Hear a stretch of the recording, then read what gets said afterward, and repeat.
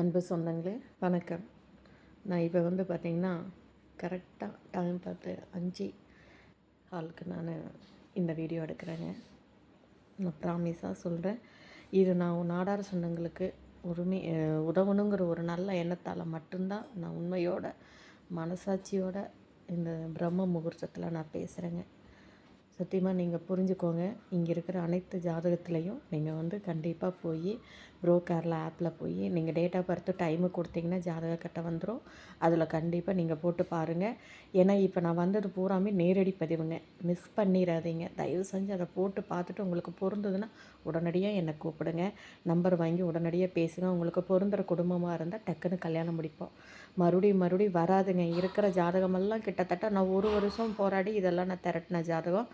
கண்டிப்பாக நீங்கள் இதெல்லாம் ரெஸ்பான்ஸ் பண்ணி பாருங்கள். வாழ்க வளமுடன்.